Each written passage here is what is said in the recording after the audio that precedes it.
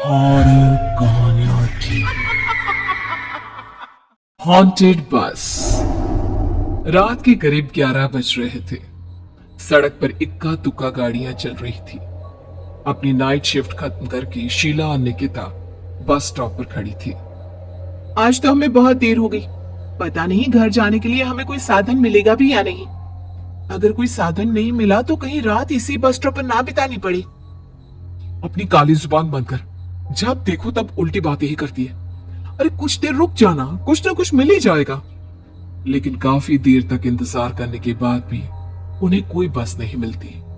धीरे धीरे समय के साथ साथ सड़क पर चलने वाली गाड़ियों का दिखना भी बंद हो जाता है। अरे ये देख, अब तो सड़क पर एक भी गाड़ी नहीं दिख रही। दूर दूर तक गाड़ी और किसी इंसान का नामो निशान नहीं है। एक काम करते हैं, वापस अपने ऑफिस चलते हैं। हम दोनों आज रात वहीं गुजार लेंगे। देख, तुझे अच्छी तरह पता है 10 बजे के बाद चौकीदार ऑफिस के मेन गेट पर ताला लगाकर अपने घर चला जाता है। ऑफिस जाने का कोई फायदा नहीं है। इस सुनसान सड़क को देख मुझे बहुत घबराहट हो रही है। एक काम करना, उसी चौकीदार के घर चलते हैं। वो भी तो परिवार वाला है। हम बेफिक्र होकर आज रात उसके घर पर रुक सकते हैं। अरे पागल, चौकीदार 10 बाय 10 की खोली में रहता है। उसके 4 बच्चे हैं। मतलब वो हमें अपने घर में कौन सी जगह दिखा। अब तू ना ये बेकार की बातें बंद कर और चुपचाप खड़ी रह। शायद कोई लिफ्ट ही मिल जाए। फिर काफी देर इंतजार करने के बाद आखिरकार एक नीले रंग की बस उनके सामने आकर रुकती है। बस का दरवाजा खोल कंडक्टर उन दोनों से कहता है, कहिए कहाँ जाना है आप दोनों को? देखिए मेरी पूरी बस खाली पड़ी है। मैं आप दोनों को आपके ठिकाने पर छोड़ दूंगा। इतना कहकर कंडक्टर मुंह में भरे पान की पिचकारी सड़क पर दे मारता है। निकिता, लोगों का कहना है कि कुछ महीने पहले इसी तरह अंधेरी रात में एक नीली बस के अंदर कुछ बदमाशों ने एक जवान लड़की की हत्या कर दी थी। इस बस का रंग भी नीला है। कहीं ये वही बस तो नहीं? कंडक्टर शीला की बात सुन लेता है और मुस्कुराते हुए कहता है, देखिए मेम साहब, उस घटना के बारे में मैंने भी सुना है। माना कि उस बस का रंग और मेरी बस का रंग एक है, लेकिन दुनिया में नीले रंग की एक ही बस तो नहीं है ना। हा? ये तो सिर्फ एक इत्तेफाक है। देखिए, हमारी बस में एक मेम साहब पहले से ही बैठी हैं। चाहे तो अब देख लीजिए। निकिता गर्दन उठाकर देखती है तो बस के पीछे वाले हिस्से में एक लड़की कंबल ओढ़े बैठी हुई थी। सही तो बोल रहे हैं भैया, बस में पहले से एक लड़की बैठी है। चल अब हम भी बैठ जाते हैं, वैसे भी बहुत देर हो गई है। अरे ठहर जाना निकिता, मुझे डर लग रहा है। अरे तुझे इतना ही डर लग रहा है तो तू यही खड़ी रहे, मैं तो चली। अरे तुम मुझे छोड़कर कहाँ जा रही है? मैं भी चलती हूँ। दोनों बस में जाकर बैठ जाती हैं। देखते ही देखते ड्राइवर बस को तेज रफ्तार में चलाना शुरू कर देता है। तभी शीला की नजर पीछे वाली सीट पर अकेली बैठी लड़की पर पड़ती है। उस लड़की की लाल आंखें और उसका आधा जला हुआ चेहरा देखकर शीला घबरा जाती है। सुन निकिता, हमारे पीछे जो लड़की बैठी है ना, उसकी आंखें एकदम खून की तरह लाल और चेहरा किसी चुड़ैल की तरह डरावना दिख रहा है। अरे छोड़ ना, कौन कैसा दिखता है? मुझे इन सब बातों में कोई दिलचस्पी नहीं है। मैं थोड़ी देर झपकी लेना चाहती हूँ, इसलिए अब तू अपनी बड़बड़ बंद कर प्लीज। बेफिक्र निकिता अपनी आंखें बंद करके बैठ जाती है। दूसरी ओर बस जंगल के रास्ते में पहुंची है। चारों तरफ घना अंधेरा और साथ ही जंगल में मौजूद जंगली जानवरों की डरावनी आवाजें शीला को और भी ज्यादा डराए जा रही थी। थोड़ी ही देर में बस एक बरगद के पेड़ के पास से गुजरती है। तभी अचानक बरगद की डाल पर बैठी एक बिल्ली कूदकर खिड़की के रास्ते शीला की गोद में आ बैठती है। मर गई रे, बचाओ मुझे, कोई बचाओ। शीला के चिल्लाने की वजह से निकिता की आंख खुल जाती है और वो भी घबराकर इधर उधर देखने लगती है। तभी पीछे वाली सीट पर बैठी लड़की उठकर शीला के पास आती है और बिना कुछ कहे उस बिल्ली को शीला की गोद से उठा उसे सहलाते हुए अपनी गोद में लेकर वापस अपनी सीट पर जाकर बैठ जाती है। अरे शीला, तू तो बहुत ही डरपोक है। जरा जरा सी बात पर उछल पड़ती है। मैं कल से अकेले ही सफर करूंगी। अरे मैं क्या करूं? वो बिल्ली अचानक मेरी गोद में आ गिरी। अपनी बकवास बंद कर और मुझे चैन से सोने दे। इस तरह शीला को डांटकर निकिता फिर सो जाती है, पर तभी अचानक एक झटके से ब्रेक लगाकर ड्राइवर बस को रोकता है। शीला खिड़की से बाहर झांक कर देखती है तो उसे सड़क के किनारे एक काला आदमी खड़ा दिखाई देता है। उसकी बड़ी बड़ी दाढ़ी और अजीब से कपड़े देखकर शीला को घबराहट होने लगी। क्या हुआ ड्राइवर भैया? आपने बस क्यों रोक दी? अरे वो देखो वहाँ, वो सड़क के किनारे एक आदमी खड़ा है, उसी के लिए मैंने बस रुकवाई है। शीला निकिता को धक्का देकर नींद से जगाती है।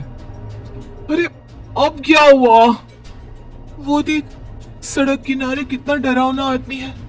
उसका अजीबोगरीब हुलिया देखकर लगता है जैसे कोई शैतान खड़ा हो। अब शीला की तरह निकिता भी उस आदमी को देखकर थोड़ा डरने लगती है। कंडक्टर, क्या तुम उस आदमी को बस में चढ़ाने वाले हो? उसे देखकर हमें डर लग रहा है। उसे बस में मत चढ़ाओ। अरे डरने की कोई बात नहीं है मेम साहब, ये आदमी जंगल के पीछे वाले गांव में रहता है। ये रोज इसी वक्त मेरी बस में बैठकर पड़ोस वाले गांव में जाता है। और वैसे भी ये बेचारा गूंगा है। अगर आप लोगों को डर लगता है तो मैं इसे ड्राइवर के बगल में बिठा देता हूँ। ओह अच्छा, ठीक है। फिर कंडक्टर का इशारा पाते ही वो आदमी बस में सवार हो जाता है। ड्राइवर दोबारा एक्सीलेटर पर जोर देकर बस को आगे बढ़ाता है। थोड़ी ही देर में बस एक घाटी पर चढ़ती है। बस के एक तरफ गहरी और डरावनी खाई थी, पर ड्राइवर को इस बात से कोई फर्क पड़ता नजर नहीं आ रहा था। वो लगातार बस की रफ्तार बढ़ाकर बस चलता जा रहा था। ड्राइवर भैया, आप देखते नहीं क्या बगल में इतनी गहरी खाई है? बस की रफ्तार लगातार बढ़ाए जा रहे हो, थोड़ा धीरे चलाओ ना। अरे मेम साहब, घबराने की कोई बात नहीं है, ये तो मेरा रोज का काम है।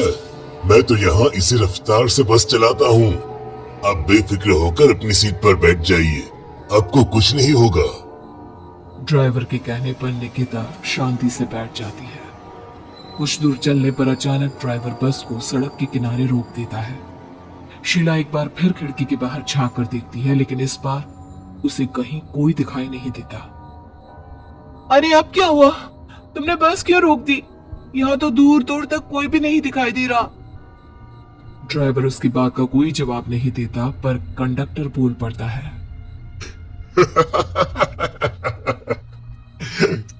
ये हमारी फेवरेट जगह है, हम अपने सारे अच्छे काम यहीं पर करते हैं। अब हमारा प्रोग्राम खत्म होने के बाद ही बस यहाँ से आगे बढ़ेगी। इतना कहते ही कंडक्टर सीट के नीचे रखी एक शराब की बोतल निकालता है। अरे ये सब क्या है? तुम्हारे बस में सवारी बैठी है, उन्हें घर पहुंचाने की जगह तुम यहाँ सड़क के बीच में बस रोककर शराब पियोगे? बस में लड़कियों के बैठे हुए भी तुम्हें ये सब करते हुए शर्म नहीं आती? कंडक्टर कोई जवाब नहीं देता और मुस्कुराते हुए शराब पीने लगता है। तभी ड्राइवर और दूसरा आदमी भी कंडक्टर के साथ मिलकर शराब पीने लगते हैं। निकिता, मुझे इन तीनों की इरादे कुछ ठीक नहीं लगते। हमने इस बस में बैठकर बहुत बड़ी भूल कर दी। तू घबरा मत, मैं हमेशा अपने पर्स में छोटा सा चाकू रखती हूँ। उसके रहते ये तीनों हमारा कुछ नहीं बिगाड़ पाएंगे। देखो गज्जू भैया, हमारी बस में इस समय 3 जवान लड़कियां बैठी हैं। कहो कहो सबसे पहले किसका शिकार किया जाए? मैं तो कहता हूँ कि सबसे पहले वो जो पीछे अकेले जो बैठी है ना, उसे पकड़ कर लाओ। उसके बाद इन दोनों का प्रोग्राम फिट करेंगे। ठीक है, जैसी तुम्हारी मर्जी। अब वो आदमी पीछे वाली सीट पर बैठी लड़की के पास पहुंचकर उसका हाथ पकड़ लेता है, लेकिन तभी अचानक उस लड़की की आंखें जरूरत से ज्यादा बड़ी और लाल होने लगती है। उसका चेहरा गुस्से से लाल और उसके मुंह से नुकीले दांत दिखने लगते हैं। अरे अरे अरे ये क्या? ये लड़की अचानक इतनी खतरनाक कैसे बन रही है? इतने में वो लड़की उस आदमी को उठाकर वहीं सीट पर पटक देती है। मुझे हाथ लगाएगा, तेरी इतनी हिम्मत! जोर से चीखते हुए वो लड़की उस आदमी पर हमला कर देती है और पल भर में ही उस आदमी का काम तमाम हो जाता है। ये देख ड्राइवर और कंडक्टर के होश उड़ जाते हैं। इतने में ड्राइवर अपनी जान बचाने के लिए तुरंत बस से बाहर कूद जाता है। पर तभी बस के पीछे की तरफ से तेजी से आ रहा एक ट्रक उसे कुचल कर चला जाता है। एक ही पल में अपने दोनों साथियों की मौत देख अब कंडक्टर के हाथ पैर कांपने लगते हैं। ये सब देख निकिता और शीला के भी होश उड़ जाते हैं। वो चुपचाप अपनी सीट पर ही छुप कर बैठी रहती है। अरे अरे कौन हो तुम? और तुम इतनी भयानक कैसे बन गई? अब वो लड़की गुस्से में घुर्राते हुए कंडक्टर का गला पकड़ लेती है। इतनी जल्दी मुझे भूल गए? कुछ महीनों पहले तुम तीनों ने बड़ी बेरहमी से मेरी हत्या की थी और फिर शहर छोड़कर भाग गए। कई दिनों से मैं तुम तीनों के इंतजार में भटक रही थी। आज जाकर मेरा बदला पूरा होगा। अब तू भी अपने साथियों की तरह जहन्नम पहुंच जाएगा। अब वो लड़की कंडक्टर को उठाकर बस के पास मौजूद खाई में फेंक देती है। कंडक्टर एक बड़े पत्थर से जा टकराता है और उसकी भी मृत्यु हो जाती है। दूसरी तरफ ये सारा नजारा देख शीला और निकिता बेहोश हो जाती है। अगली सुबह जब उन दोनों को होश आता है तो वो अपने आप को एक सरकारी अस्पताल में पाती है।